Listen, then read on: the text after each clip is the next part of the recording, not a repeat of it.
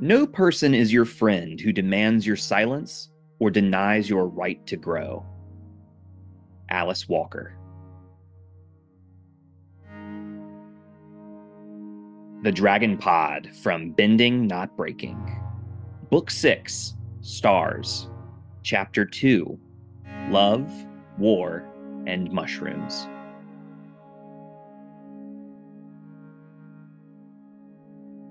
Welcome back to another episode of the Dragon Pod. This is episode 2, covering season 6 of The Dragon Prince, The Mystery of Aaravos. And this has been Pruitt, your host, and I'm thankful to be here and thankful that our guest is also here. It is my pleasure to welcome back Jesse Inocalla from the Dragon Pod, or to the Dragon Pod.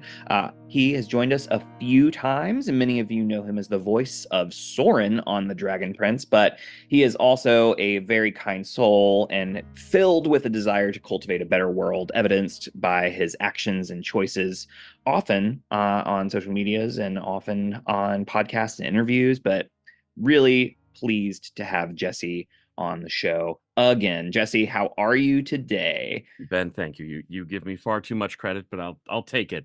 I'm well. I'm well. All considered, everything is quite well. Um, yeah, we've got. I'm excited to talk about this episode. This was such a fun one to record. Omari and I have talked about it a lot.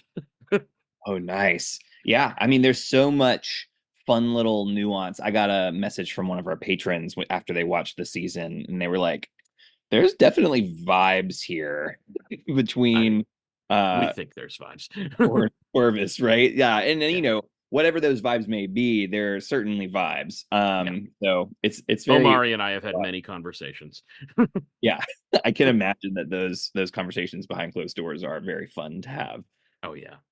Well, cool. Well, tell me about like what you're doing in your spare time. We were briefly talking before recording, and you know, to the viewers and to the listeners of the podcast, it's like, okay, so you're working on like the Dragon Prince right now, but Oh most yeah. of your It's all work I do. is yeah, right? Is you're done with that Yeah. theoretically. Theoretically. Um, the Aaron and Justin at SDCC were saying that, there is a push to create the third and final arc of the story Mm-hmm. that takes place after the Mystery of Erebos. Um, they've been talking about that forever. As long as I can remember, they've said that they've wanted to do this. And when we finished recording season 7, I was so sure that was it. I am, very thankful for the job. I'm thankful for the work. I'm thankful for the community, the friendships, the incredible fan base that the show has cultivated. But I was also like, well, this is probably it. I need a new job. Yeah. um, though the renewed interest in the potential of a third arc has been really, really beautiful to see. You know, it's made me feel very very good about, the possibility of it happening. Yeah. I don't know if it will happen. I hope it does. Certainly last time this happened when they needed to get Mystery of Erebos greenlit, I found out on a panel. So Yeah. who's to say? But I sincerely hope that it does come to fruition because I've had, I mean, season 7, which has been announced is coming December 19th. Yeehaw. Incredible. Wow. Um, it's 6 and 7 are so strong and so powerful, and they really dip into something that Aaron has said a lot, Aaron Ahaz, which is the guys have always wanted the show to grow with the audience. Yeah. Yeah. And boy, has it. Yeehaw. Yeah. I woof, my jaw dropped several times Oh, during God. the season. I just last night I had a friend message me who's watching the show with their friend, and they were like, "Really? You had to do that in the beginning of the first episode of season 6?" And I'm like, "Yeah, Yep. well, yeah, yeah, they did." It happened that fast. Um, but that said, I am because of where the story is going and where the story has gone, I am so curious to see what happens if a third arc gets greenlit, and I think it's Yeah. gonna be really, really, really strong and powerful and unlike anything that a lot of the fan base probably has ever seen with a show like this. Yeah, I mean, just the evolution from like as I really just kind of meditate on the evolution of the show Mhm. from just first arc to now, right, is just a wild shift. Oh, Uh, yeah. and like these characters are growing and becoming, and there's so much nuance to all of it, which has just been really neat to be a part of, even from Mhm. just a viewer's perspective. Yeah, and it's cool to also kind of pay attention to, it's one of those things where like it shouldn't matter that it was, number one on Netflix for 5 days in a row. Uh, but it was, and that makes a huge difference in terms of like literally the financial impact and therefore the Yeah. likelihood of and that those things are like it's not what it's about, but at the same It's time, like yeah. what it's about. It's not, but it is, you know? Yeah, And it's rough because there is so much potential in the show, and, I'm thankful to be on it, of course. I'm very thankful for everybody involved, but, you know, there's so much audience that I feel the show would really impact that has yet to be impacted by the show. just haven't seen it. Just haven't seen it. And I get it, man. Yeah, It took me years to watch Good Omens. It took me years to watch Our Flag Means Death. It took me yeah, years to finish Game of Thrones. Uh, Less impactful that one, but yeah, still. yeah. Well, the first season's great. First couple seasons, incredible. But this to say, there's so much content out there, and Yeah. it's so hard keep to keep it all straight and to keep it all in the forefront of your mind. And I think that's, an interesting thing to consider too about this is a lot of times there's a barrier to diving into new things, not just Yeah, because there's so much content and that in and of itself is a barrier, but also just with it being animated, there are a lot of people who are like, there's no way that this is going to have the story that I'm looking for because sure. I just can't connect to animation. And I'm like, bruh, Really? yeah. Inside Out 2 is the biggest movie in the world right now. I just that's what I'm saying, right? There's so much that if you're willing to get past your personal hiccups, Yeah. it's the same way with books. I feel the same way around like I'm in a book club that has recently like we try to pick a new genre every month. Mhm. And I've read so many books now that I would never have picked up because I'm simply like we're honoring the fact that we're choosing something new every time. Sure. And some things I don't need to visit again, and other things I'm like, "Wow, I really enjoyed this. I'm more likely Yeah. to do something like this again." Um, but so it goes. I do narration for audiobooks a little bit. I've done 2 this year so far, and both of them are technically young adult fiction. Mhm. 100% not a genre I ever touch. Oh, that's my I am like I shit. am like historical nonfiction because I was a classical history major Oh, in that's funny. university. I pick up like horror novels. I'm still working my way through House of Leaves. I pick up like acting books, biographies. Yeah. I'm a big graphic novel guy. Oh, yeah. Um, but I've never touched young adult. And the last 3 books I've done have been young adult fiction, and they've been outstanding. Yeah. So good. I'm that's like that is my primary genre Yeah. is young adult fiction. Yeah. So that's I mean, as if that's not probably obvious by the fact that this is the podcast that Wild. Who would have right? guessed? Yeah. Uh, Here but yeah, here we are. Well, I we wanna are. hear a little bit around, one of the things we talk about on the show is like you are a primal source, right? And so to speak. And with that in mind, knowing that you recorded this a while ago, even with that, I'm curious in the making of season 6 and even perhaps more narrowly this episode, um is there anything interesting that happened in the making of the show or in the making of this episode that was either funny or interesting or a lingering story, perhaps? Yeah. There's a couple things that come immediately to mind. So, you've spoken to Devin, right? Devin Gill? Oh yeah. Yeah, one of the producers, writers of the show. Um, Man, I didn't see any of the mushroom designs up until I saw the show. I had, like, hints at it, but part of me was like, "I know Devin loves Dark Souls. I Okay. wonder if the mushrooms are gonna look like the mushroom guys from Dark Souls." Oh, that's funny. Lo and behold, the big mushroom guy looks a lot like the mushroom guy from Dark Souls, and it made me giggle. Um, I was also shocked because I had never heard Muko's voice before, Oh, okay.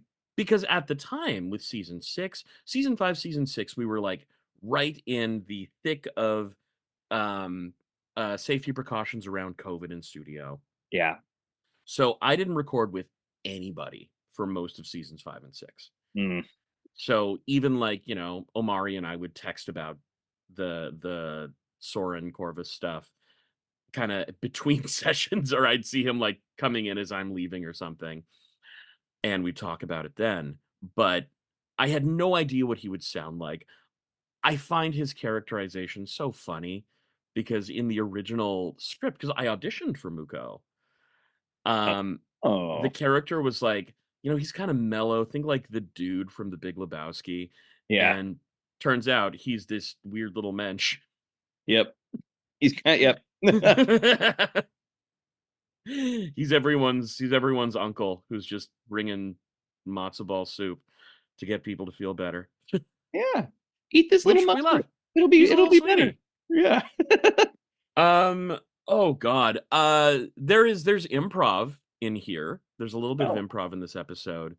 Um, when Corvus and Soren are being, like, surrounded by the mushrooms, yeah. and there's that little bit after Fungus Among Us Humongous where Among Us. yeah, where Corvus and Soren just kinda banter a little bit. That's just Omari and I. Oh, that's awesome. That's just us fucking around.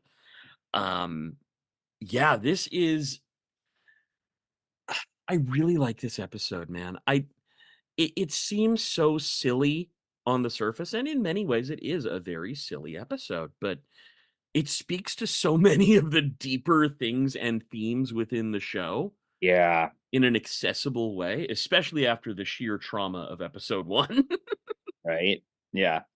It's no joke. No, I agree with you. I think that's always the hard line to toe in shows that are reaching various audiences where Mhm.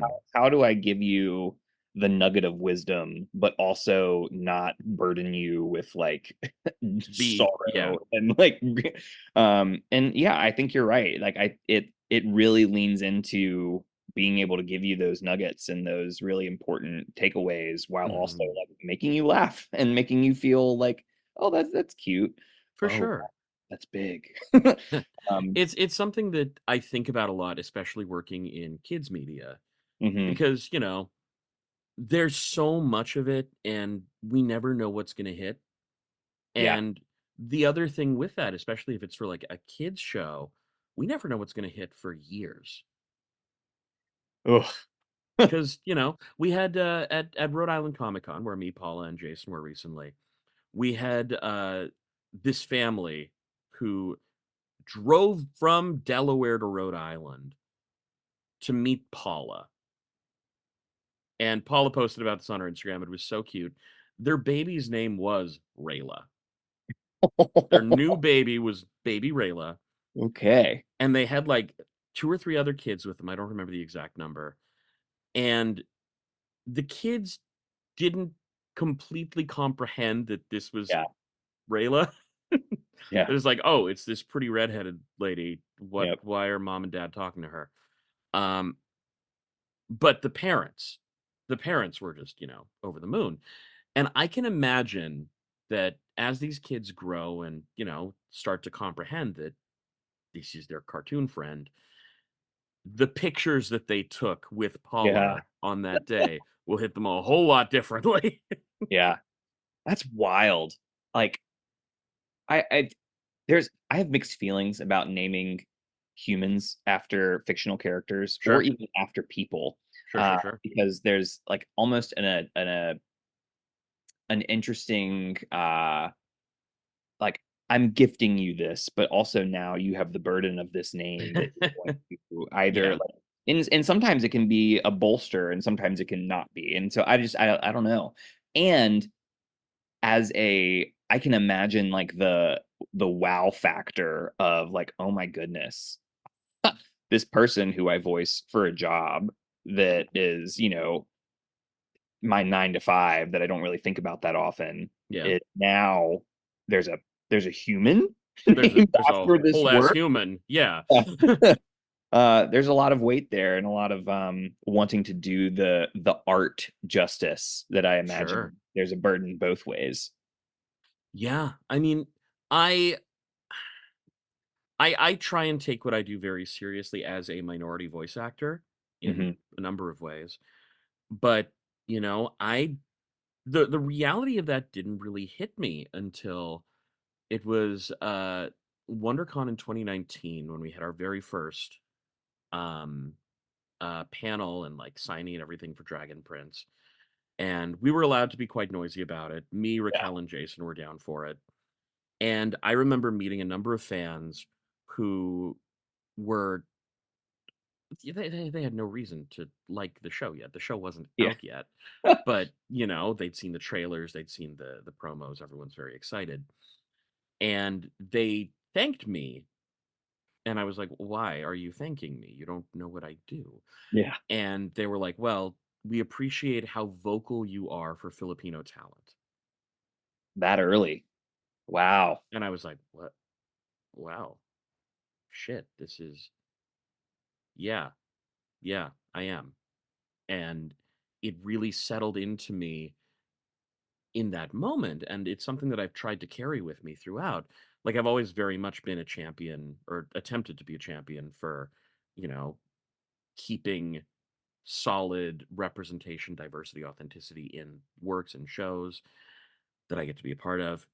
Um, but the responsibility comes with that. Yeah. And the responsibility is serious. It's a serious thing, you know? Here, here.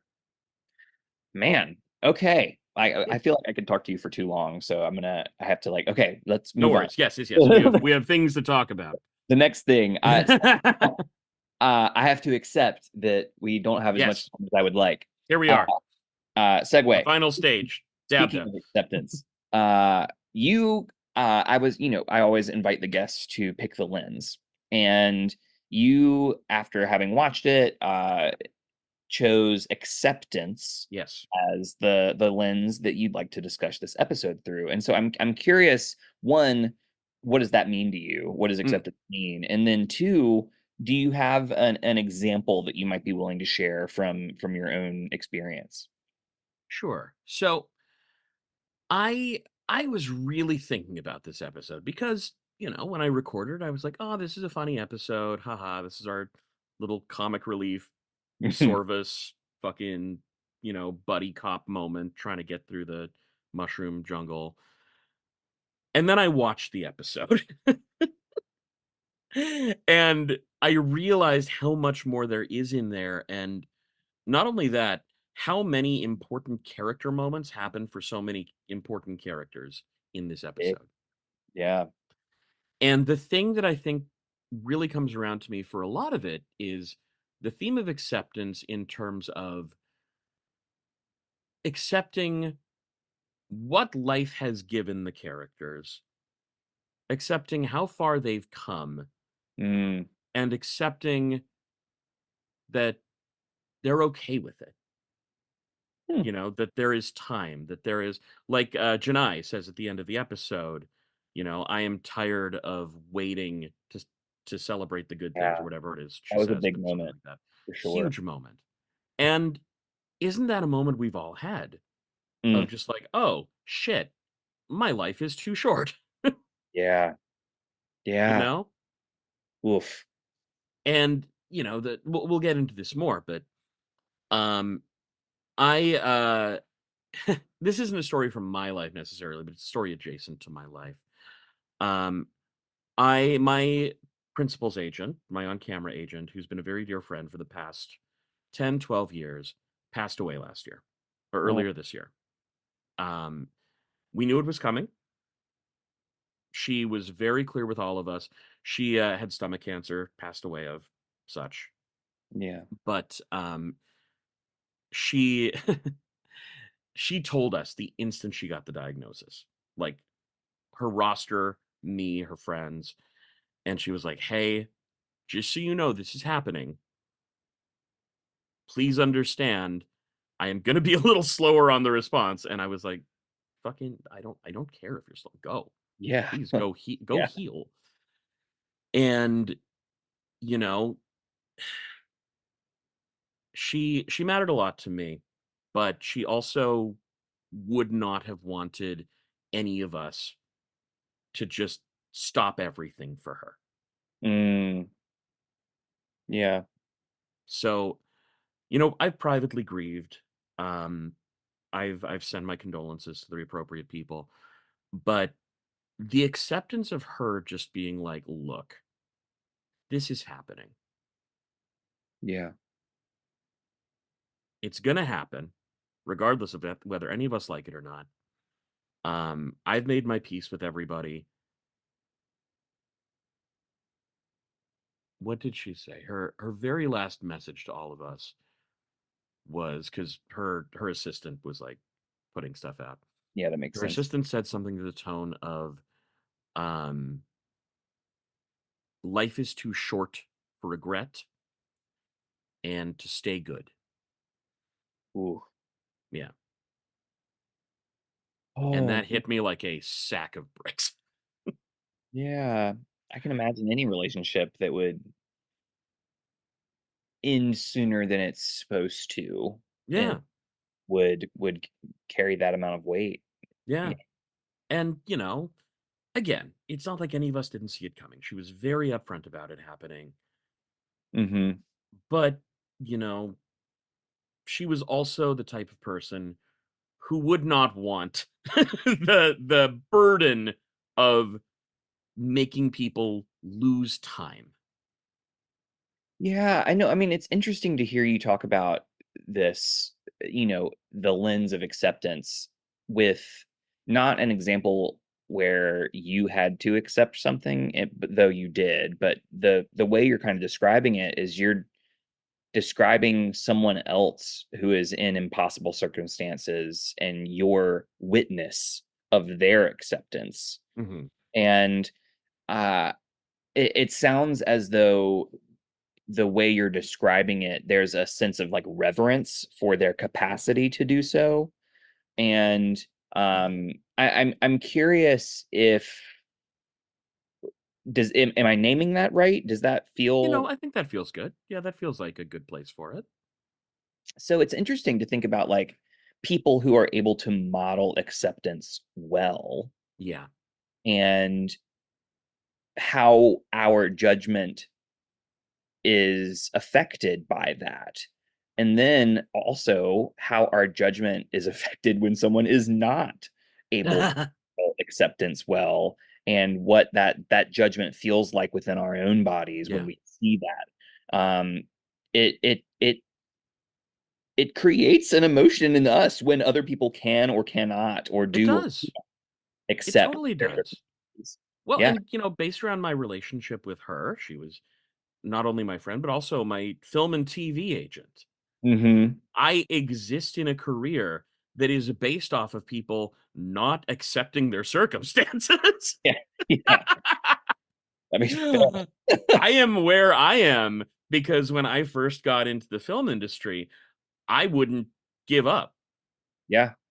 Yeah. I wouldn't accept that there was no place for me here. And there was, at the time, no place for me in film and TV. Mm. I found my place in voiceover and I continue to thrive here, and I'll pop up in film and TV when called upon. But my whole life has been a series of being unable to accept defeat. Yeah. Yeah, yeah. And it's in many ways very inspiring and very um cathartic to see people at peace. with Mm. finality. Oh, that's so interesting. Wow. So, I mean, just comparing these two stories that you've just given me is really fascinating. And forgive me for Please, comparing yeah. the two, but like on the one hand, this admiration for someone who has accepted something that they shouldn't have to accept, and then you on the other side of that resisting exactly that, right? Like this resistance of no, this doesn't have to be this way, and I'm going to continue to fight, and I'm going to continue to resist this and not accept this, and the same time admiring someone for accepting. And Yeah, so there's this weird tension between when is it good to accept and when is it perhaps not serving us to yeah, accept. And there's an interesting, really like big duality there that I think a lot of us grapple with. yeah, yeah. I mean, there's portions of this season where, the lens could very well be finality. Mm, And I feel like acceptance and finality go hand in hand because there is a sort of terminus to acceptance mhm. that can be good or bad. Um, but that to say, there is nothing wrong with finality. Yeah, yeah, Finality is beautiful and wonderful and strange. And, I know I'm saying this after yeah, gushing over the possibility of 3 more seasons of my 7-season show. yeah, But, there is a real beauty in the finality and the acceptance of finality that, you know, if Aaron and Justin get the opportunity to create their vision of another 3 seasons, I really wanna see how it ends. yeah. I really Well, wanna see how it ends. it's interesting that this is coming up. I've started in my practice, one of Mm, my focuses is spiritual trauma. mm, And a lot of people who turn away from religion, especially those who come from like evangelical backgrounds that end mhm. up turning away from religion, end up they're still searching for some sort of spiritual outlet. And a Sure. lot of people turn to tarot, however you pronounce it. It is anyway, I digress. And one of the things that is most common as I do reading and try to explore this output is that there is a lot of like external judgment and wondering about certain cards. And one of the cards that is most prominent is the death card. Mm, mhm, mhm. And as you speak of, it's final, but also like there's joy in finality. It's the same premise of this, like Mhm. when you get the death card, it's like the leaves falling off the trees. There's no Yeah, attachment. This is just the way things are. It's a new season, which is going to inevitably lead to a new beginning. for sure. And so it's just a really interesting thought process to our fear of the inevitable Mhm. versus our acceptance of the inevitable versus our relationship with what is coming. For sure. Um, And, to speak to that, just on a very brief I'll keep it a brief side note. I read cards. I read tarot. okay. And one of my very favorite cards in the deck is the devil. Hmm. But it's Love Russell. because the devil is not about, evil or Hmm. whatever the societal implication of the devil is. It's about holding oneself back. The card in the classic Rider Waite depicts, the devil there and man, woman on chains, but they're not chained to him. Hmm. They could leave. Wild. Yeah. They could leave anytime. Yeah. Yeah. I mean, it's fascinating and I It love is. It's so it. fascinating. There's I such a lot to be done. yeah, I had a girlfriend once who described it to me as like wine. It's nice to have fun with. It's nice to, you know, um, nice to give you a different perspective, but don't rely on it. Fair. Yeah, Uh, and it's just to each their own. Much each their like, own. this show, to each their own. Not Sure. everybody likes watching the Dragon Prince and extracting lessons from it. Sometimes they just want to watch a show. That's true. Uh, Sometimes they just dragon big, dragon pretty, which is fine. Dragon big, dragon pretty. but on this show we Dragon Prince. So We do. we are going to dive into this next little segment, and this is the fun part where we are going to spend 30 seconds Oh trying to boy, here we remember what go. happens in the episode. I have been preparing for this, Ben. Yeah, you knew it was coming. I So knew it was coming. So I've been like, um, oh shit, okay. yeah. So would you like to go first or second? I'll go first. I'll go first because it's fresh All in right. my mind. Phenomenal. Well, I'm going to put 30 seconds on the clock. Are Okay, you ready? okay, okay. Three, I'm ready. 2, 1, go. Okay. So Soren has to go find the dragon queen Zubea, who's gone missing because she's crashed in the forest. Goes to pick up Corvus. Hooray! Smash cut to Janai and Amaya. Janai is worried because there's infiltrators within the Sunfire Elves. Forces one of the counselors to remove his mask, and it creates a whole kerfuffle. 5 seconds. Soren and Soren and Corvus go to the mushroom jungle. They meet the mushroom mage. They find Zubea. Soren gets small. Beep. Ah, oh man, I spent way too much time on that first bit. Yeah, that is the common mistake. Oh, damn. That's okay. It's good. No, that's why we both do it, because there's no Thank way to God. do it all together. Because trying to recap a whole episode and No, not happening. yeah. Okay. Do you want me So to time you or do you got time? yeah, I have a timer set if you want to count Okay. me. Okay, I'll count you in. 3, 2, 1, go. Okay, so Zim is sad, but Soren snags Corvus, and they have a big old hug that's perhaps too long. And then he tracks Mommy Dearest through the mushrooms, and they sing some camp songs. And then they find Mush Pals and the Mush Mage and Zubea. And then Janai's mad at the horns, and then everybody, and then burns the tree. And then Amaya's like, "Oh my God, no, don't do that." And then there's a story with the dude with 1,000 eyes, and Janai's like, "Oh my God, I want to read that." And then grows closer to Amaya. And then Kareem has the Sun Seed, plans to use the resource sites to call Regum. And then Kareem and Janai, and just a motivational speech. That's 30 seconds. Wow. I mean, that was better. That was closer than I got. That was good. I will say, with practice of doing this for over Yeah, 5 years, actually, you know what? That's fair. yeah. Okay. Um, You're an old hand at this by now. yeah, it's still stressful, I will say. And even with the practice, the stress is still there. Um, okay, well now we can really like dive into the content of the episode. You've hinted Yes. at a few points that I'm sure we're going to discuss, but Yes. you want to go first? What's a moment of acceptance you want to touch on in this episode? Ooh. Okay. I'm gonna start big with Let's this do one. it. I'm gonna swing big.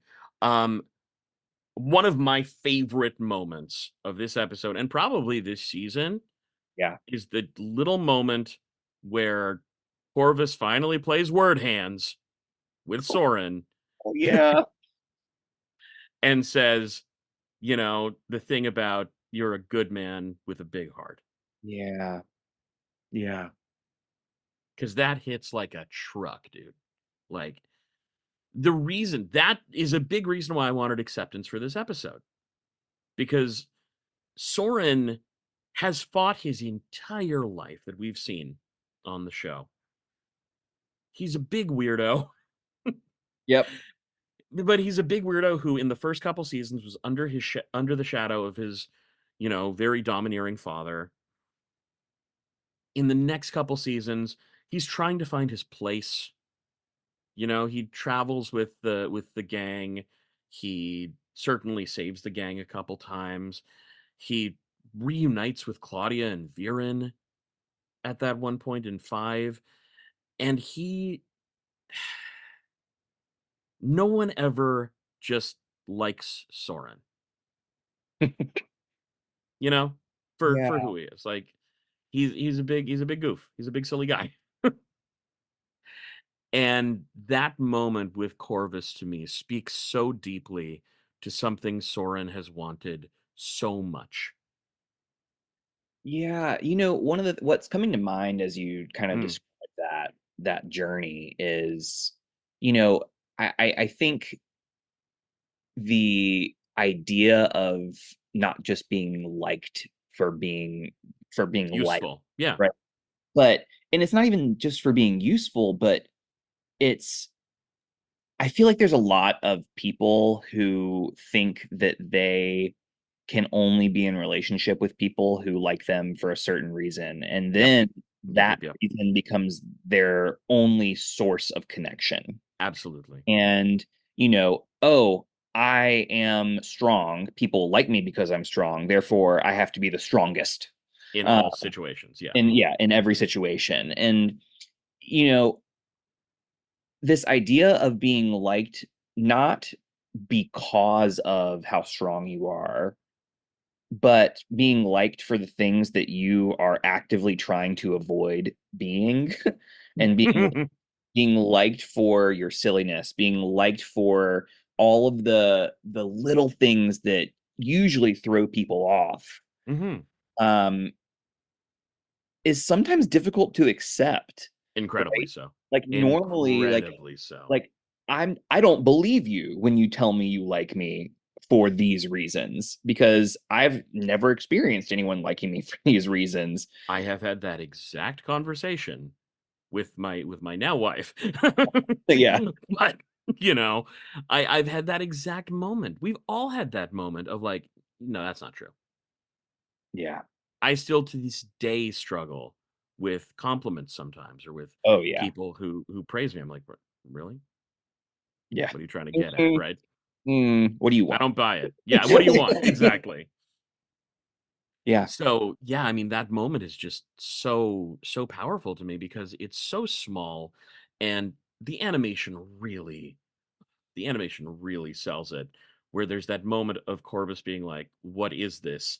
And then just hugging Soren back. That just, like, it gets me every time.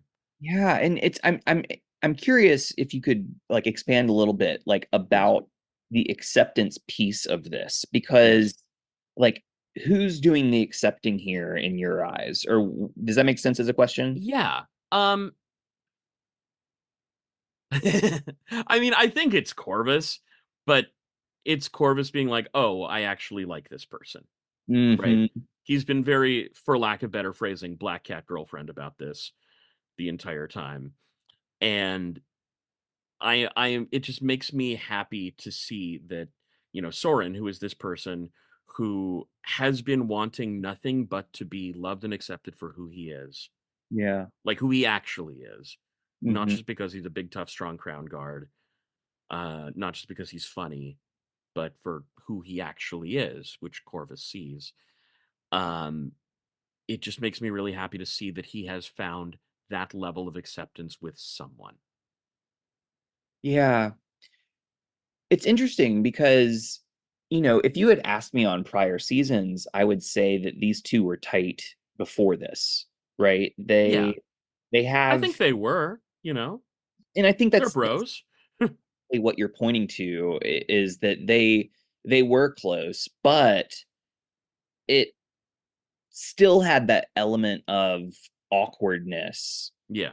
of like where on Corvus's end, and I think that's probably why you're pointing to Corvus doing the accepting here, like Corvus still being putting some distance between the two. Yeah. Like I feel like Soren is so quick and willing to make a bid for connection.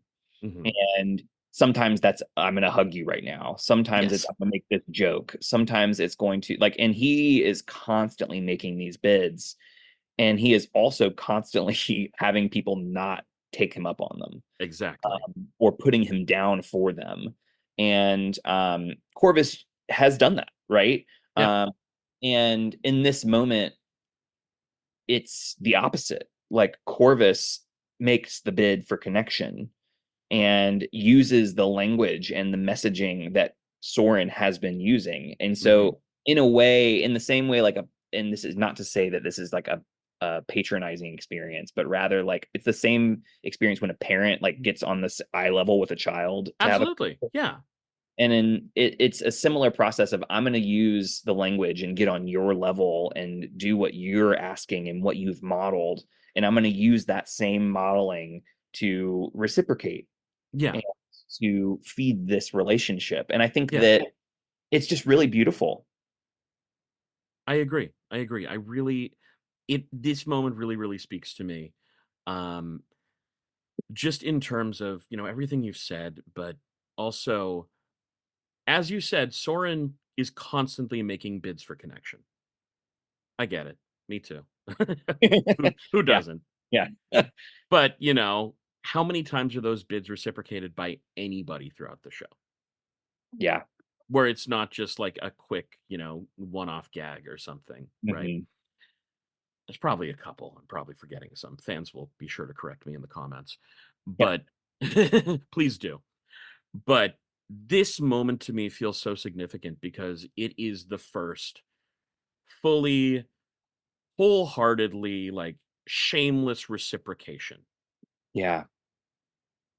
Yeah.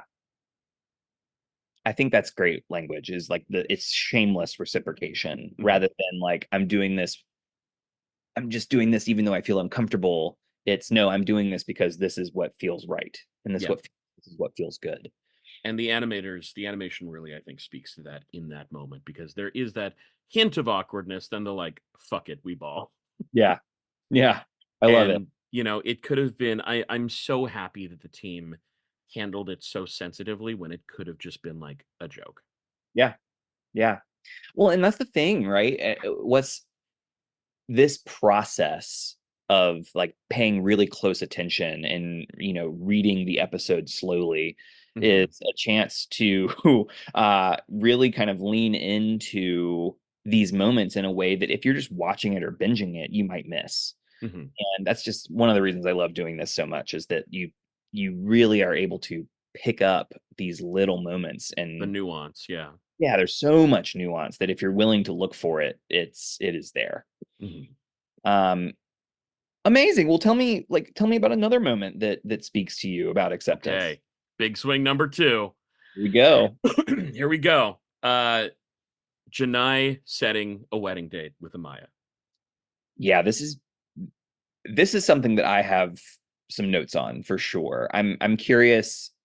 You kind of hinted this earlier, but Yep. what is the acceptance piece here? It sounds like Janai is the one accepting Absolutely. here, and Yeah. I'm like, help me understand from your Okay. perspective.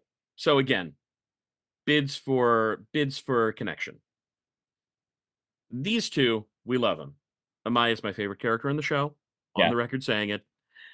Dun She dun dun. is she she is kind of in a way she to me kind of not shadows but parallels Soren Mm, in the way where she is so outgoing and so like forward in her relationship with Janai. And Janai is the one that has the reservations kind of throughout and yep. she's the queen. They certainly were enemies at one point. Yeah. She's got a reason to have her moments. But again, that line of Janai's where she says, and I'll paraphrase, it's not the exact line, but I'm tired of putting off the good. Yeah. Yeah. Because goddamn, man, like speaking as somebody who is a chronic, probably to the point of Mhm. injury, hustler at trying to work, because I like to work. Mhm. It is very hard sometimes to put that down and just pet my dog Ugh, or go to really? dinner with my partner Yeah. or take myself out to a comedy show or something Mhm. because I'm like, well, what if I miss out on this? Yeah. Yeah. And there's something that really speaks to me in Janai's line that's just like so palpable Mm. of I have this incredible gift in front of me, my upcoming wedding to the woman I love, Yep. and I have put it off because there's this big war and I'm scared and people need me to be strong and I can't possibly do something that will be good for me because I need to do something that's good for the people Yeah. without realizing up until this moment that she's one of the people, Yeah. Yeah. you know? It so I've been revisiting Evangelion recently. Oh, nice. It's my favorite anime of all time. I have a tattoo. Like it speaks to me on so many levels. And it speaks to something that could have also been a lens for this episode, vulnerability. Mhm. Yeah. And, the only way we can ever truly find connection with people is through being vulnerable with them. Yeah. Yeah. And, there is a deep acceptance to that in a society, in a dystopian hellscape that we currently live in, that Yep. does not value vulnerability or only treats vulnerability as a buzzword. Yeah. Yeah. But to see, you know, Janai, who is one of the strongest characters in the show, I think. Mhm. Mad props to Rena. I love Rena so much. I think her work is brilliant. But she's such a powerful, strong character. She is the queen of her nation. Mhm. Allow herself, accept unto herself a moment of vulnerability, to Yeah. let herself be happy. Yeah. That I knocks the wind right out of my sails in the best way. it's it's a really good model for us, I think. And what an important lesson for like, I am not the queen of anything, nor Mhm. and so, like, I feel like I do not have near the amount of responsibility that Queen Janai has. Sure. I certainly have plenty of things that I am responsible for, but, a Sure. nation is not one of them. And I think about what that means and how easy it would be to continuously put others before self, to Mhm. continuously model what it looks like to put off the good in order to what we think will do good. Mhm. And it's this interesting thing around there's an element of perfectionism in this too, around I can only do what's good for me when everything else is perfect. Yeah. Yep. Yep. And like Relatable. I'm gonna put off my joy until I've done all of the things where everything around me looks good, because otherwise it won't feel as good. Yeah. And like, why would I get married in in the middle of a war? Why would I Sure. get married when X, Y, and Z is on the horizon? Why? Mhm. Because it might be tainted. And there's an element, the thing that has come to my mind as you described this was I first heard the term when reading Brene Brown, but foreboding joy. Okay. Yeah. Yeah. Yeah. And that's essentially the narrative where we are uncomfortable feeling joy Mhm. because and she describes joy as the most uncomfortable emotion to feel, Absolutely. the I most agree. vulnerable emotion. And joy becomes foreboding when we are fearful that we will lose it. Mhm. And so, the classic example she describes that I think is a really helpful tool is if you imagine a holiday where it's wintertime, it's holiday season, and you have a nuclear family, parents, children who are getting in the car to go to grandma's house, Mhm. and it's lightly snowing. It's the like whatever the holiday songs come on the radio, and the partners look at each other, they smile, and as the kids start singing these songs, and all of a sudden the whole family's singing, and they merge onto the highway, and what happens? Most people fill the blank with Big Mac truck. That's uh, exactly what came to mind. right? Yeah. Car accident, Yep. right? How like because it can't be that good. Something bad has to happen. That's good storytelling, Yeah. right? We can't imagine a follow through line there where they get to grandma's house and have a lovely time and everybody's having an incredible day, right? That's not a good story because No. we are constantly bombarded with what is not good and so we have come to expect that, and we hear it on the news if we listen to it, we hear it in every source of media, we like thinking about all like Game of Thrones, thinking about The Boys, all of these shows that are just so graphic, and we encounter it on a daily level. And so to get to the point where we see Janai, who is like, I am mid just gruesome. I am amid mistrust. I am amid this rage. I am amid this betrayal. I am amid all of these things. And to just let those go for a minute Yeah. and say, I am willing to let joy in is momentous. Yeah. um, and what an incredible act of courage, really, is what it is what that Mhm. feels like Mhm. for me, right? This acceptance of, I understand that bad things are just going to happen and they're going to continue to happen. And it is only if I accept that that is true that I'm able to let joy in. Yeah. Yeah. It's Wild. it's truly wild. It's truly wild. And it speaks to what so many of us do, Yeah. not even in the Sunforge trying to, resurrect the spirit and joy of our people. But, you know, we all go to work. Yeah. We all Yeah. spend, if we live in a suburb, maybe we spend an hour commuting into work. We spend an hour coming back from work.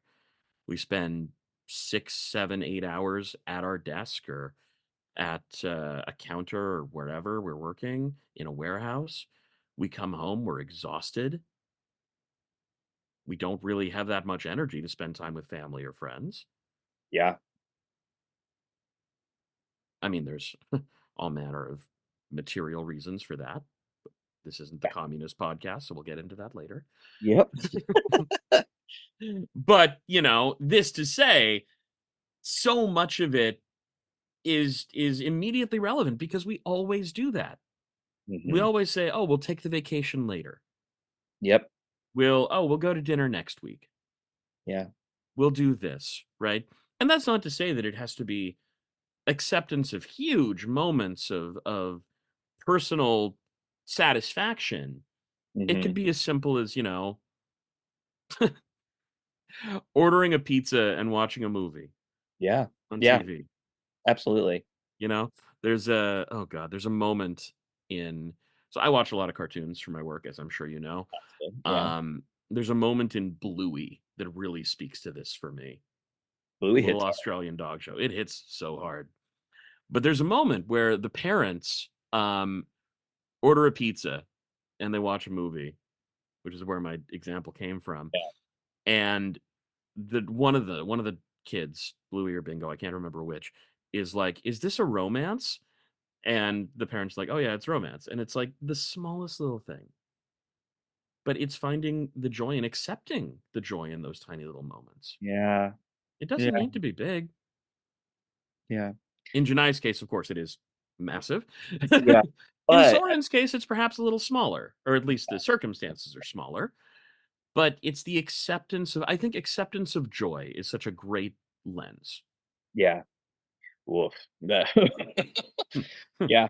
That's big. Yeah, I'm in a book club, and one of the things we talk about is uh we do a similar thing where we read a chapter and we talk about the lens. And Hmm. one of the things that came up recently in our opening questions was, what's something that you've done just for uh, a small moment of joy in your week? And someone says they took their hammock out to the river and just like read in their Oh, hammock. And I'm oh. sitting here going like, what, you can do that? It's like, yeah, what do you mean? Like, What? yeah, like This has I been an option? had this visceral reaction of like, oh my God, I have to like make time for that if I want that Yeah. to happen. And like I have this dream of like, oh yeah, that sounds like something I'll do one day. And it's like, no, I need to Yeah. prioritize that Yeah. and build it Do into the the thing. calendar. Yeah, it just doesn't happen unless we make time. Yeah. Which is, Nothing does. you gotta accept it. Nothing does. So okay, there's one more moment that I Please, want I would love for you to. I want to talk about Zim. Ooh, yes. Zim is really Yes, yes, yes. interesting in this episode and in the last episode where, you know, Zim is keening at the moon and is mom is gone and doesn't Yeah. know where mom is. Yeah. And I was thinking about like where's the acceptance here and Mm. where isn't the acceptance here? And we see that the people around him, Ezrin being one, but Soren being the other, is realizing that this is something that Zim is going through. He Yeah. is grieving. He is like experiencing this sadness, this loneliness, this whatever emotion we want to put on it. And I'm curious about this because I'm wondering if these emotions that Zim is experiencing is the body's like signal to the brain saying, "Don't accept this," or you have to keep. You are experiencing this pain because you are noticing that something is gone. Yeah. And one could say to Zim, "Hey, Zubeya is not here. You have to accept that. Let's move on." Mm-hmm. And in a way, the if Zim did, that pain would change and or be different and or dissipate if there was acceptance there. But he does not accept this, and they Boy, end up doesn't he? finding mom, Yeah. right? And in a way, that pain goes away. But the hinge point for me is knowledge, where Mm. Zim nothing has changed about Zubea's experience, right? Except the fact that Zim now knows that she is safe, knows that she is okay and healing. Whereas before it was like, where is she? Like Sure. she could be dead, she could be gone, she could have left me, she could have deserted me, and it all depends on the messaging he is like experiencing in his head. Sure. Which the only way we get that is through Ezrin. But I'm curious what your perspective on this is around where is the acceptance here, because I could Hmm. see it on multiple levels, but I'm curious how that kind of translates to our own experiences. Um, Yeah. I think for me, the thing that I always come back to is we saw Zim's birth. yeah, yeah, He is a child. hmm Like, yeah, there's a 3-year time skip in which he grew to the size of a Doberman, but he's still a child. Well, in Dragon years, like he's not speaking yet, right? Yeah, Like, he's not speaking yet. He who knows? I don't know what the physiology of the dragons in the show exactly. are, but clearly they all talk at some point, Yeah. or at least have the ability to talk. Pyrrha, we don't know. Pyrrha's not talking, but we'll see. Um, I think that there's something to be said for the fact that Zim is still very, very young. And as a lot of us are when we're young, like, I remember the first time when I was conscious, probably at like 5 or 6 maybe, and I remember my mom had to go to work. And I was like, "Well, what happens there?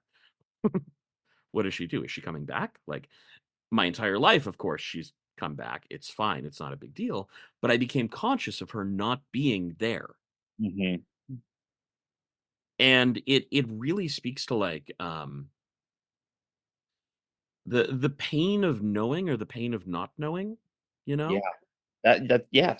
Yeah. as you said. And I think kind of speaking on that moment when Zim does find Zubeia, it does push through, he does find her, and she's just like, "No, I can't go with you, and you can't stay here." Yeah. Yeah. Because I think, so much of the show, The Dragon Prince, is weirdly about the Dragon Prince. But so much of it is about him growing up, Yeah. you know? He's gotta grow up and he's gotta experience things, and he's got a legacy on his shoulders too. And, we don't often talk about him because he's a nonverbal character on the show, hmm but he's got perhaps the heaviest responsibility of all of them. Yeah. I mean, the bridging of two races, of Yeah, more than two, right? It's like yeah. elves, dragons, and humans, right? Of bridging all of these Disparate groups, yeah. magical creatures as well as these non-magical creatures that are Mhm. doing their very best to live in harmony. And Yeah. in a way, we see how dragons are a pivotal piece in facilitating that. Yeah. Mhm. And we But see throughout this season too that Zim grows. Zim clearly starts to develop, a bit more of his own opinion on things. And through that, we see Zim kind of rise to where he needs to be to deal. yeah, But it's really, I think, six and that moment with Zubeya offers him an incredibly important turning point from being a child dragon to being a mature adult dragon. yeah. Well, and that's an interesting question too around this, you know, uh, this is it's kind of separate, but Please, yeah. there's a moment at the very end where Zubeya says your brother needs you, Yeah. right? And is talking about Ezrin. And in the past, Ezrin and Drag, like they're like that's part of what like season 4 was all about, was like this really tenuous relationship between humans and dragons. And even between Ezrin and Zubeya, it was Mhm. like, how are we feeling each other out? And now in season 6, we hear her say that he is Zim's brother, Yeah. right? That level of acceptance into one's family Yeah. is what what an immense uh choice. Like, and Yeah. that's incredible, right? Coming from the beginning of the show to Yeah, where it is now, like, it's grown. It's everyone's grown so much. yeah, And that is that moment as well, very impactful, I think, because, you know, they are. yeah, yeah. I mean, like, it's just um it's so touching. I think about all the times where we have this found family theme where it's Yeah. like, no, you are a part of our family. It's like, what do you mean? Like, Yeah. and there's this in the same way of like, I don't know if I can accept being a part of your family because that's too much. You're being too nice. Yeah. But like, and so that acceptance goes both ways, but we certainly see that this is coming from not Zim, but from Zim's mom. And Yeah. that's just a huge deal when it's like your best friend's parent is like, "Yeah, come over for dinner. You're a part of the family." It's just For like, sure. You oof. know? Yeah, It's huge. it's it hits really hard, and the concept, the theme of found family is one that I think is so pervasive throughout the entire show. Yeah. Oh, for sure. And I mean, I'm speaking as, the voice of fucking Soren, the guy with the worst family. Well, no, I'd say that facetiously. They're not a bad family. It's just none of them know how to communicate to each other except for Soren and Claudia, and that has shifted, to say the least. Yeah, yeah. Well, there we again, we could talk forever. Oh, easily. Yeah. And so I'm gonna ask if there's anything that major that you want to touch on, and if not, we'll Oh. go on to our next segment. Um I mean, I'm gonna be like a lot of the fandom and just gloss right over Kareem. Um, As most do, yep. I mean, boy, what an example of not accepting things. Mhm. But that to say, uh, I would be remiss to not shout out the dueling speech that Janai and Kareem have Yeah, in the that's episode true. as just brilliant from both Rena's point, but also Luke, who plays Mhm, Kareem, because it really puts into perspective both of their causes. And I how mean, similar they are, right? incredibly similar. It's so Incredibly wild. similar. Yeah.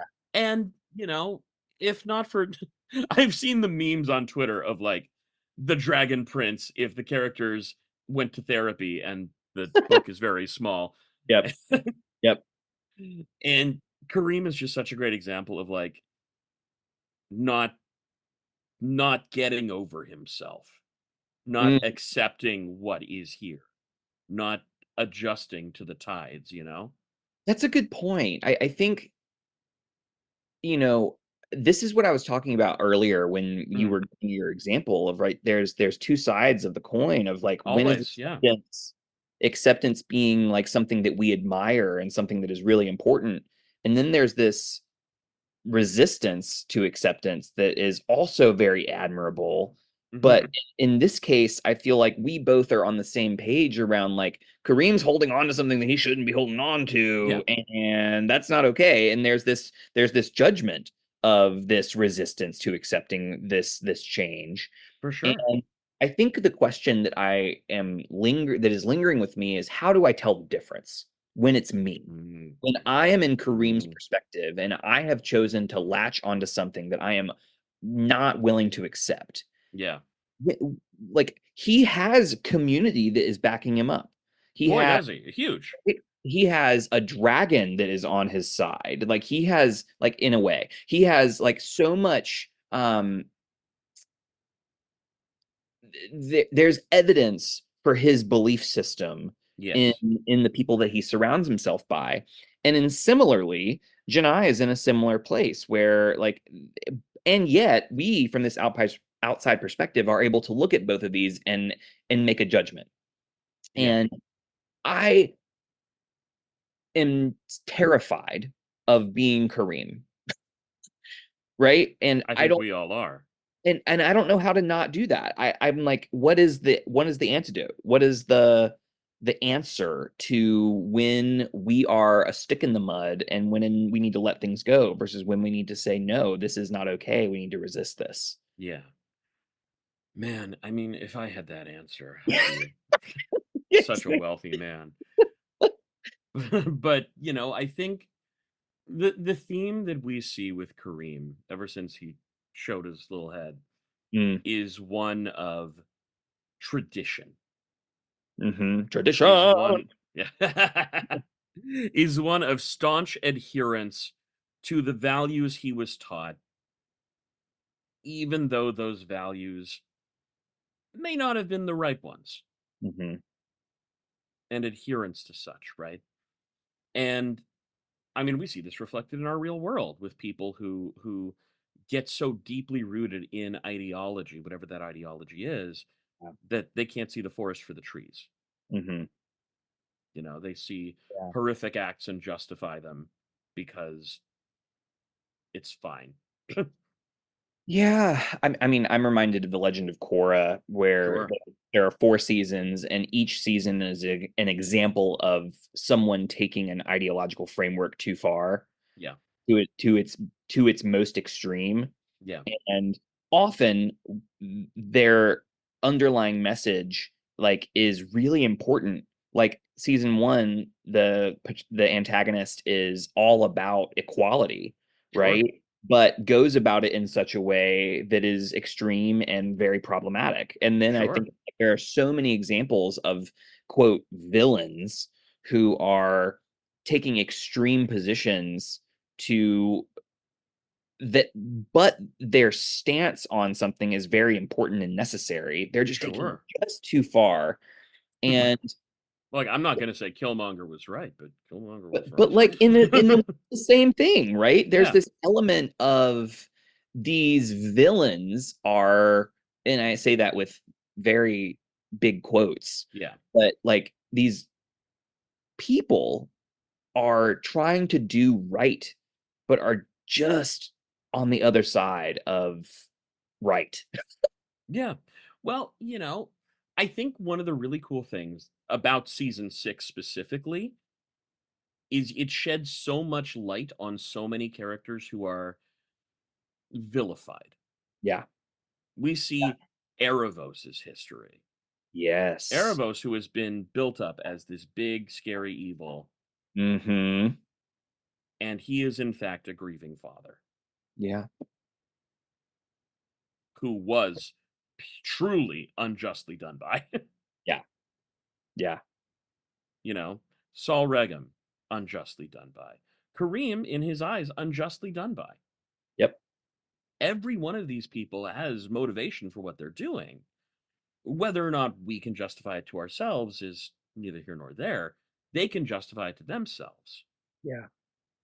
Yeah. And I think, Kareem, if I had to take one, if I had, a magic psychiatry wand and could grant him one thing that would bring him back off the ledge, community. I want that wand. Right? Don't we all? Yeah. My But, job. I would get paid so well if I had that oh, wand. you'd solve the DSM. Yeah. But That's it's community, you know? It's yeah. community willing to not just call out, but call in. Well, and okay. Please. So this is why I was like, Kareem has this community of people that are backing him up, Yes, right? but they're not calling him in. Say more. Okay. So in restorative justice circles, there's the Yep. concept of calling out versus calling in. So Yes. call outs, we all know that. That's on Twitter. That's, this person is bad because X, Y, Z. Yep. We see it in smaller scale in communities where people are like, do not work with this person, they're bad. And yeah, frequently that person is bad. Hmm. There's also the concept of calling in, which is speaking to a person who has committed harm in a community and bringing them before the community to not only explain themselves, but to be restored within the community. Mm. Hmm. So it's the sense of like, yeah, I fucked up. How can I make it good? Yeah. What does amends look like? What does amends look like? Exactly. And, the person being called in, of course, does not get to say what amends look like because no no perpetrator ever does.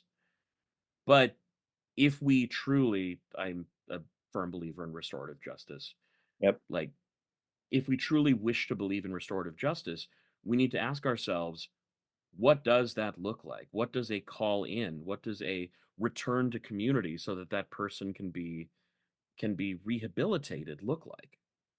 Absolutely. And I feel like Kareem, who has done a lot of bad,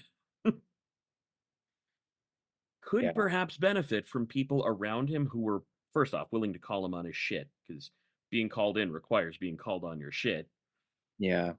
but also having people around him being like, look, there are ways to make this right.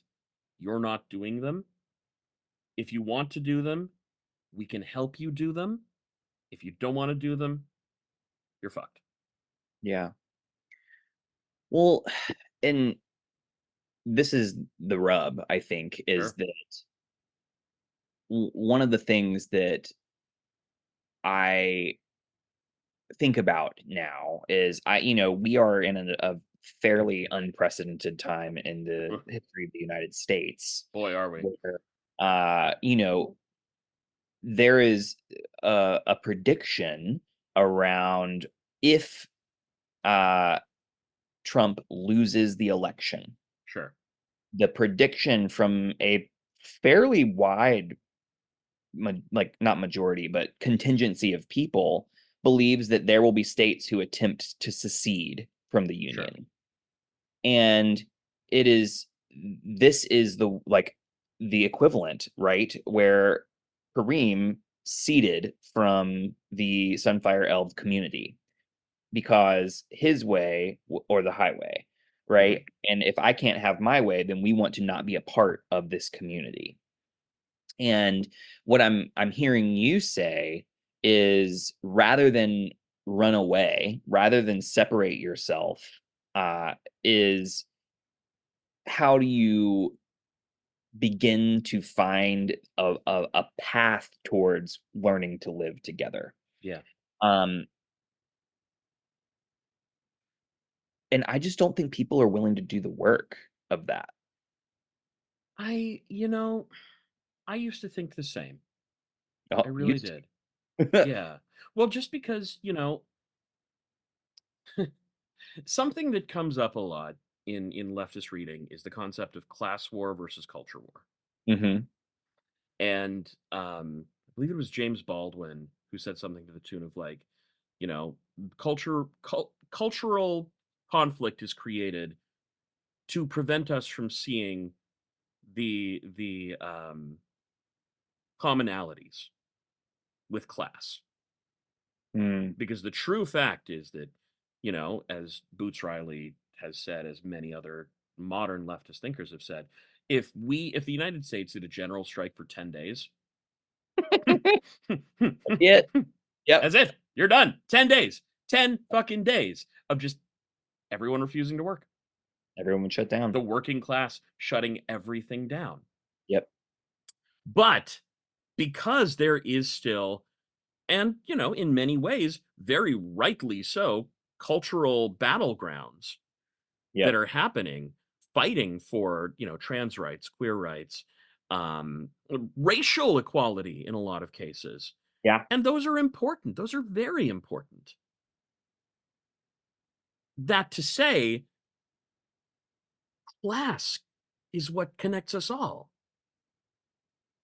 Yep. you know? And oh god, I've completely forgotten where we started with this, but um with Kareem, with the concept of, as you said, unprecedented times in the United States, how are we willing to bridge the gap?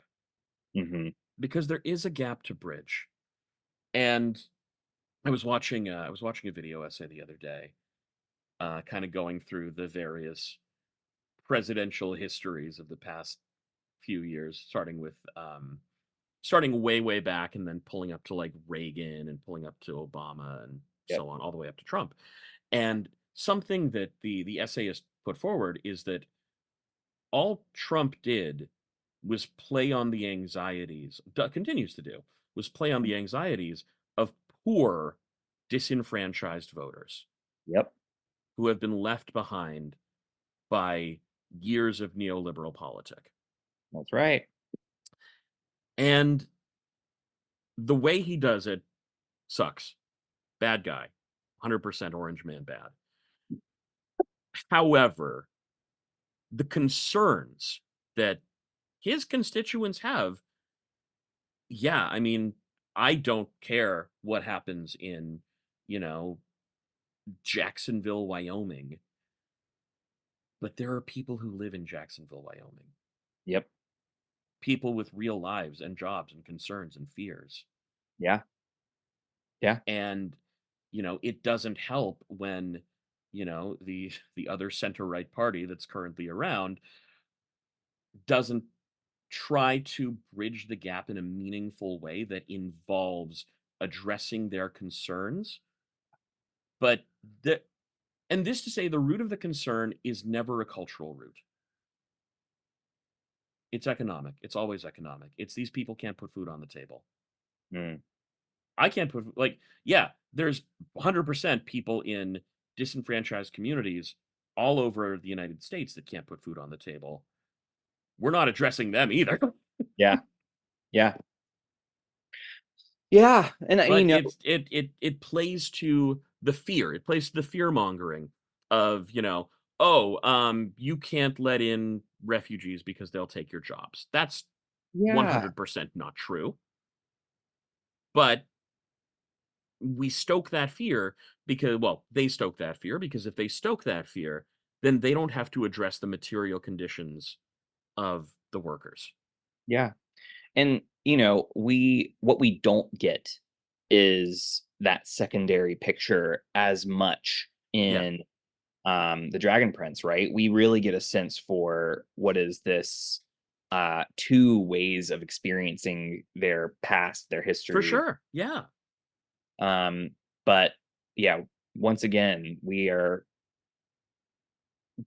what an odd thing to think about how like we went from the Dragon Prince Yeah, to this, to right? Marxist Leninist Yeah. theory. But And it's interesting because something the Dragon Prince does that I really respect the writing for is it addresses the untruths of history.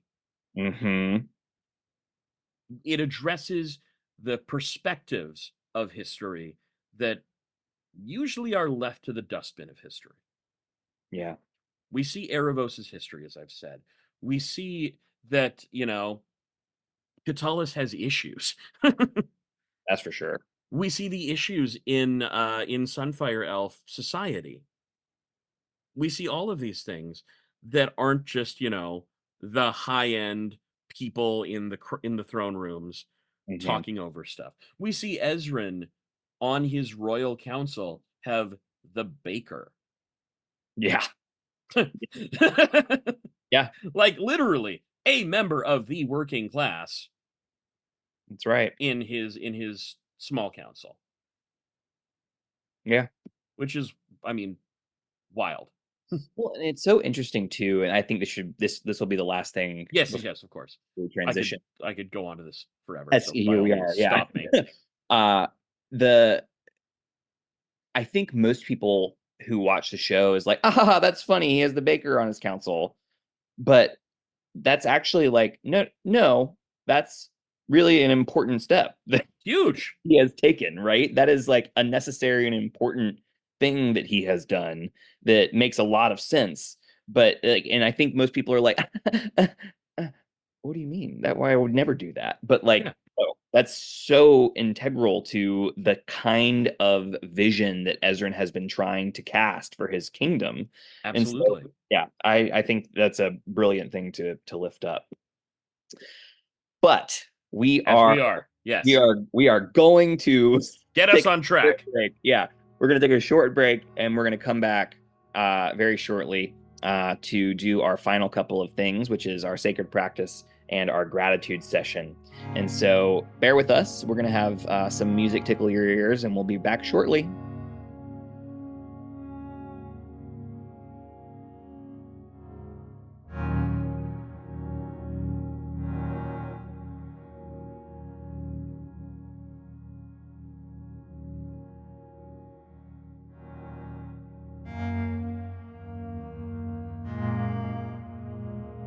And we're back. I'm so thrilled that you chose to stay and keep listening, even after we digressed a little bit, had a little bit of an aside, very useful aside, very fun conversation. I'm really glad. But I want to make sure we save time for our sacred practice for this episode, which we are continuing the theme we did this last episode, and we're going to do it again. And I think we're going to do it again next episode before we switch.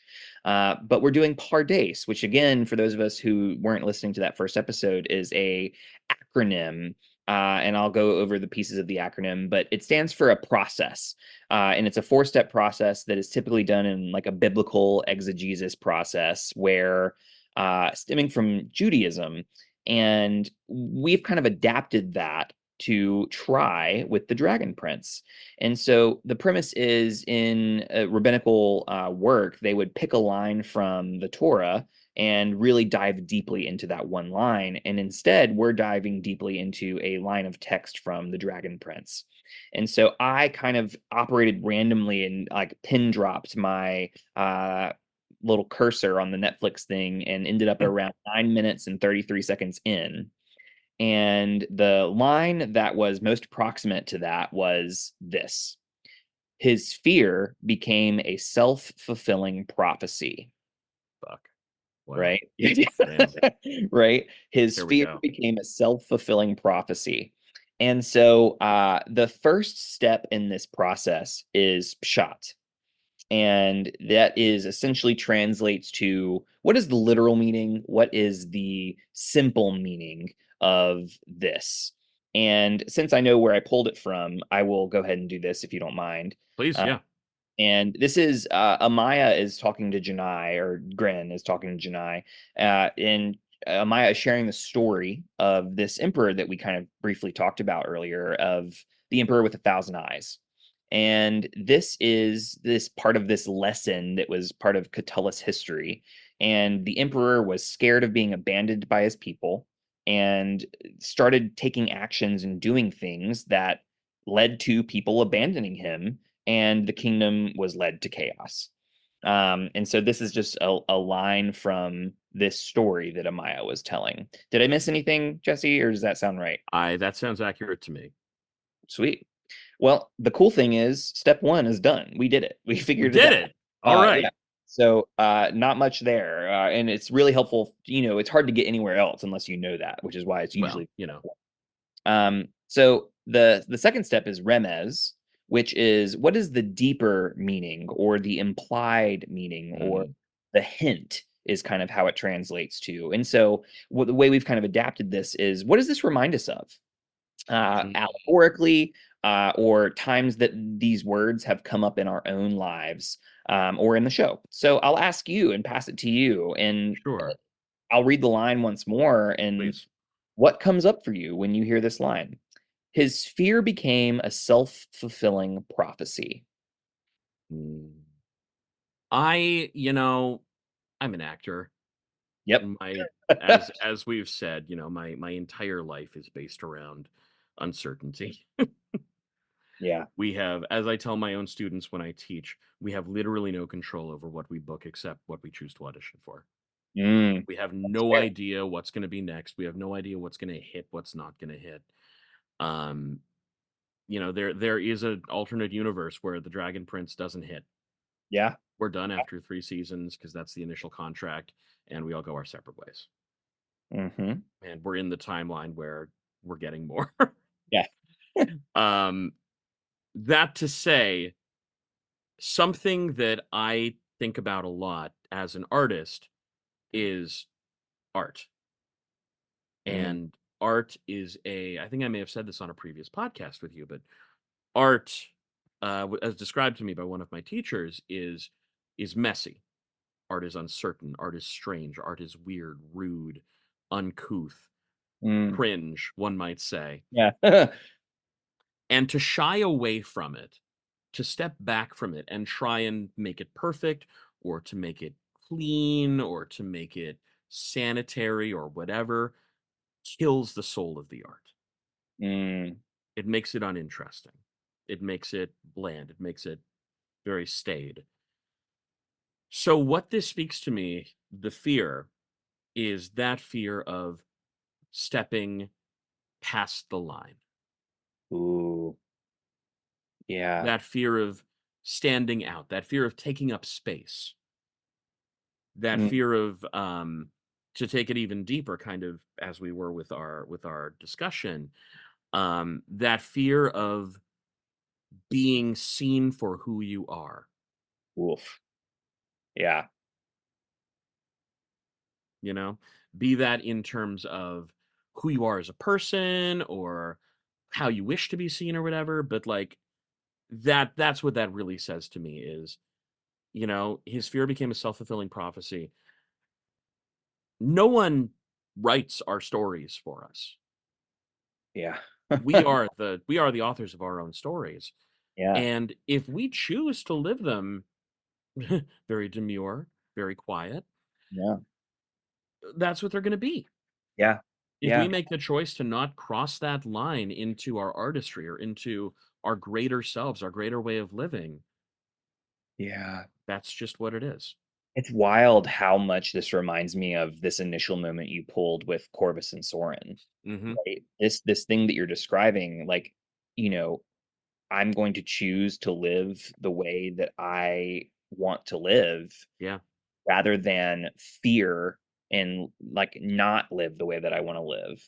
And it goes back to this Janai moment of like, I'm going to choose joy even though I'm fearing this. Like, it's Yeah. very interesting how this episode is a list of moments in which the characters are choosing to not Love. fulfill this Yeah. prophecy, right? They're Yeah. choosing to do the thing. They're taking the step beyond the fear. Soren, Corvus, Janai, Amaya, Amaya. they're all doing that, right? Yeah. They're modeling what this looks like. And it wasn't really until you said it right then that it clicked, where there's another timeline in the writing of this show where these characters choose something different, where they have Absolutely. chosen Yeah. something, right? Earlier in the episode, Janai was choosing something different, Boy, right? was she. Yeah. Like, right? And so Yeah. this, we see what fear does and what it leads to, and it leads to Janai looking like, someone might look at that and say, man, she's unstable when she starts burning this tree, right? But instead what we see is her like channeling that grief, learning, Yeah. growing, and then choosing to do the thing. Yeah, I mean, that's beautiful. It's like, Hmm. wow, here we are. This Here we line are. is seemingly important. You mean the Who would story? have guessed? Yeah. The who line deliberately written into the episode by genius fucking writers. who'd have thunk, right? Um, yeah, I think about times where in my own life there's just like how often the conversation of prophecy and fate Mm, and whether things are determined. I was playing a tabletop RPG last night with sure. friends, and this topic came up. Like, this is a prophecy that comes up. This is something we play with pretty regularly, not just on in role playing games, but like in our lives, where Sure. we are constantly grappling with this idea of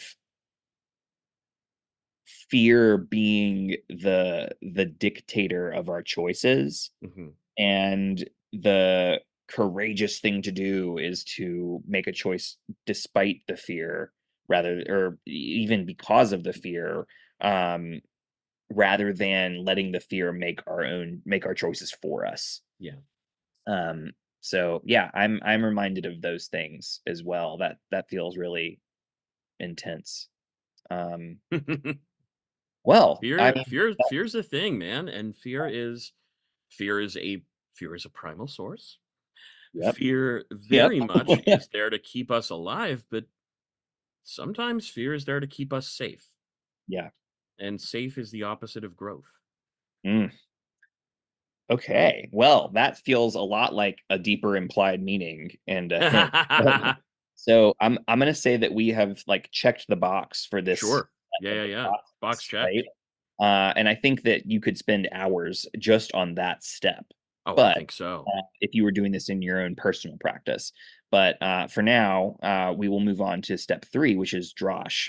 And this is translates to the concept or the Mm, sermon. And the question this is kind of asking of us is, from, again, because this is from a biblical rabbinical tradition, it is, what would you preach on if this mm. was the line of text that you were given? But if that's not comfortable, then what is the message you would want to impart if you had to teach a lesson about this? So one more time, here it is. His fear became a self-fulfilling prophecy. Okay. So, I'm not much for preaching despite my entire podcast appearance up until this point. Um, but this reminds me very much of a lesson that I try to impart on my students. Mm, And I as with much great wisdom, this came from an Instagram meme, but it's specifically an image I remember that I'm sure will trigger some of your listeners of a cliffside, and with his back to the camera is Garfield looking out across this vista, this beautiful vista. And it says, do not kill the cringe within you. Um, embrace it, or, step into it or something. I don't remember the back half. But it speaks to how much we have all been programmed to do the safe thing, or the less scary thing, or the thing that's less likely to make noise or to keep our heads down, shut up, be quiet, when a better world is possible just on the other side. yeah. A better world is truly possible on the other side when we choose to embrace who we truly are, choose to embrace our true values, what it is we actually want, not just our basic needs, survival, shelter, whatever, but what it is that drives us, what it is that we want to accomplish, what it is that makes us who we are. Yeah. I mean, heck, I'd listen to that. Yeah. Right? Um, Super cool. I think for me, what comes up Mm, is, if I could replace it, right? Meaning his fear became a self-fulfilling prophecy. I'm thinking about like, what would I want to put in place of fear, right? interesting. And is it love? Is it courage? Is it so I think the lesson that I would want to impart is that we have agency in choosing what that is. Hmm. We have some agency around like choosing our values Yeah. and letting our values be the filter through which we make decisions, and therefore like the self-fulfilling prophecy. For sure. So, like, I've been working with clients, and a lot of what we do in acceptance and commitment therapy, acceptance, is talk about values, and like we seek out clarity of values. And if someone's value, like my top two are love and courage, right? And if I choose his courage became a self-fulfilling prophecy, how different that sounds. Wow. Yeah. And I think we can do the hard thing of Yeah. choosing value and living into that rather than letting the fear be the guide for us. Yeah. Um, It's really easy to fall. It's really, really easy to fall. it I was is. just talking with a student of my own, well, ex-student. We just, you know, connected after I taught her Yeah. anyway. She was telling me that, she really wants more out of life than she's gotten, but Mm, she's still been working the same job for 3 years because she's afraid. yeah. And I was like, "What are you afraid of? Mm, Truly, what are you afraid of?" Like, she's in a fortunate position to have some savings. She's in a fortunate position to have, a family that supports her. mhm. She doesn't want to be here in Vancouver. She wants to be pursuing her dreams elsewhere. She has the ability to do that. Why are you still at the ice cream shop? Yeah. Yeah. I mean, woof.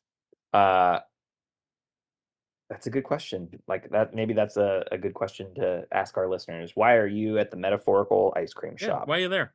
Because For sure. like it's not wrong if you need the job, you need the job. I'm never gonna shame anybody for needing a job, but if there are concrete steps you can take, whatever that step is, Mhm. be it, letting yourself sing loudly in your apartment because you enjoy it, Yep. Here, here. Dance in the you kitchen. know? Dance in the kitchen. Yeah. Dance like nobody's watching. Dun, da, da, da.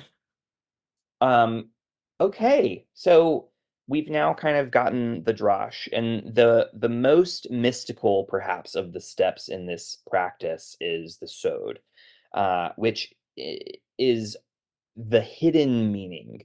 Mm, And often this involves like sitting and meditating on the line for a little while, and then sure. sometimes you have this like eureka moment that comes up for you when thinking about it. And sometimes it's just through this conversation, what has shaken loose? Like, what is this now Mm, after you think about it, what does this kind of urge you to do? Or what is this inviting you to think about after having had the conversation? So I'm going to read the line once more. please. And if nothing comes, then so be it. But if something does, I'd be curious to hear what happens. Sure. His fear became a self-fulfilling prophecy.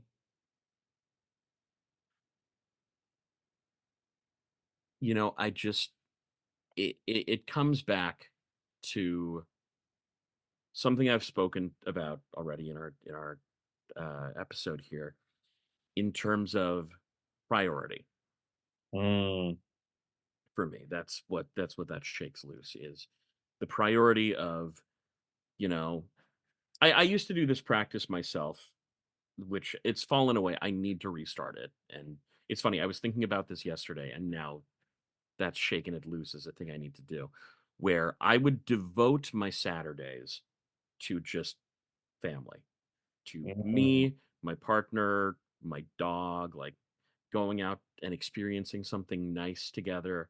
Or, yeah. if she's working, then just going out and doing something nice for myself, but not even looking at work, not Hmm. even checking anything with regards to work. And I've let it fall by the wayside because I got very busy, Yeah. which isn't great. But the reason why I let it fall by the wayside, and you'll hear this from all voice actors of all stripes, Yeah. fear, Yeah. because we're afraid of missing out, Yeah. because we're afraid of missing out on the role that might be our next big thing Next big break. in your next big break, right? Because there's no such thing as a big break. Yeah. Um, and what it kind of shakes loose for me is, you know, giving myself the permission to prioritize that which is truly important in my life Mm, and allowing myself to evaluate what is truly important in my life on that same level. Yeah, no, that's huge. I mean, it's interesting. This is a rabbinical practice and coming from Judaism because I'm reminded of Sabbath, right? Sure. Which is, traditionally on Saturdays Sure, sure, where sure. you are, not doing any work and Yeah. you are spending time away from the work and the grind, so to Yeah. speak. So I'm just reminded of that too, which is so important. It reminds me of our earlier conversation too, of like, oh, like people schedule time to just like go hammock and read. To um, go down by the creek with a hammock. Yeah, exactly. and it's just it's this self-fulfilling prophecy of like, well, I have to keep doing. And when I think that, then that's what happens. And so, yeah, Yeah. no, I really appreciate that. I think that's really helpful. Well, thank you for doing this practice with me. This has been very Thank you fruitful. so much. This is what a great practice. That's so cool. I like that. Yeah, it's neat, right? I'm a fan. Yeah, And I hope that people who are listening feel invited to apply this and modify it to whatever works, or do some research on the original practice as well, whatever floats your boat. But yeah, I feel like I'm invited and called in, and I appreciate you doing that with me. of course, of course. And that's going to bring us to our final segment, which Here we is are. gratitude. Uh, Thinking about a character from the episode Mm, 2 of season 6, where we're thankful for something they did, how they made us feel, something that they have been thinking about, something they modeled for, whatever it is. So, who is someone you're thankful for, and why? okay. I've been thinking about this because this is a question that's recurred throughout. Um, I I've got a couple choices here, Yeah. and I want to talk through my third and second place before I go to my first place. Sure. Um, third place is Janai because I just her journey throughout the episode is very powerful and important to me. Hmm. Second place, Corvus, Ooh, because of this his moment with his Soren. moment with Soren, which is so beautiful. Number one for me is Zubeia. Ooh, we didn't I talk too know much about Zubea. Tell we me more. didn't. It goes back. It hinges on that moment of Zubeia saying to Zim, "You can't stay here, and I can't go with you." Hmm. Yeah. The gratitude that I feel towards this moment in this ostensibly kid show Yeah. of helping this central character immediately grow up Yeah. and say, "Look, I am here. I am always with you, but I cannot be with you right now." Yeah. Oof. That's big. Yeah, No, I love that. I think that's so, and it's interesting too, because we last episode we were talking about growing up was the lens, right? And sure. Yeah, with Vilas, and thinking about like what it means for all of these characters to grow up, and some of them have grown up too fast and some of them have been forced into it, and this feels like the way you're phrasing it is that it's more like a blessing than it is like this forced you have to grow up and like yeah. be grow up. It's more of this blessing of, It's an invitation. yeah, It's it an really is. invitation to maturity, Yeah, I and think, that's just it's so powerful. yeah. And I think that's the difference, right? This like command versus this invitation, as you Yeah, phrased, is really helpful, a distinction. Well, that was great. I love that. I am a sucker for a please. story within a story. And like as a, therapist, beginning though I am in the practice, I think stories do so much to convey messages, and often hearing like Amaya could have just said, "You're scared. Yeah, You're just scared. Get over it." But instead, she gives this connecting piece, this bridge of this metaphor, and gives Janai something to think about and chew on in a way that is manageable. And that leads her to feel invited to read more about this story, to learn what really happened, to learn the other pieces of context. And Mhm. so I'm really thankful for Amaya for using story, right? To Yeah, absolutely. I think that's a really beautiful tactic. It's such a beautiful story too. It speaks to so many of the things we've spoken about here today, but also Mhm. just themes within the show, you know? You're here. Yeah, absolutely. Well, I am thrilled that I have had the opportunity to connect with you today. What a joy it has been. Thank you so much for having me. Thank you for putting Sure. up with my ramblings. Oh, and mine as well. So, given that, not everybody knows how to find you, if you would like to be found, what are some ways that you would invite people to do so? Yeah, so, I'm at Jay Inocalla on everything, Jinocalla. I'm really only active on Instagram right now. Yep, Not to say that Meta or Twitter, there is a lesser of two evils, but indeed. at least this one I get to see pretty pictures of dogs and possums and stuff, so that's where I'm at. Beyond that, oh god, there's not actually too much stuff I can talk about right now because of the interactive strike. But My Adventures with Superman is still out there streaming. Check me out there.